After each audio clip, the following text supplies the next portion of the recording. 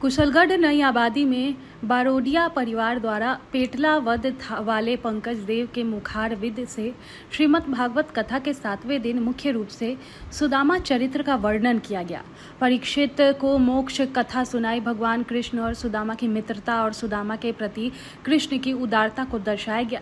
इसके अतिरिक्त परीक्षित मोक्ष और अन्य कृष्ण लीलाओं का भी वर्णन किया गया, जो भक्तों को जन्म मृत्यु के चक्र से मुक्ति दिलाने और आदर्श समाज निर्माण की प्रेरणा देते हैं। 7वें दिन की ये कथा का मुख्य प्रसंग होता है सुदामा अपने पत्नी के आग्रह पर द्वारिकाधीश मित्र कृष्ण से मिलने जाते हैं। द्वारपालों द्वारा रोके जाने पर कृष्ण स्वयं सुदामा का स्वागत करने दौड़ते हैं और उन्हें गले लगाते हैं। कृष्ण सुदामा को अपने राज सिंहासन पर बैठाते हैं, उनके चरण धोते हैं और उनके दीन दशा को देखकर भाव विहल जाते हैं। इस प्रसंग के माध्यम से भगवान कृष्ण और सुदामा की गहरी मित्रता का पाठ पढ़ाया जाता है। राजा परीक्षित को शुकदेव मुनि द्वारा सुनाई गई भागवत कथा के अंतिम भाग का भी वर्णन किया गया।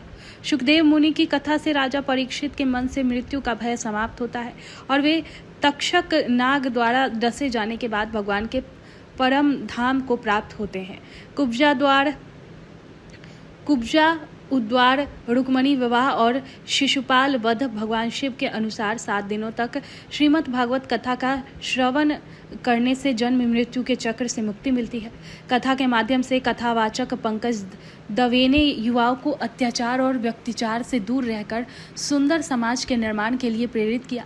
ये कथा भक्तों पर आने वाले विपदाओं में प्रभु के अवतरण और उनकी भक्ति व प्रेम के महत्व को सिखाती है।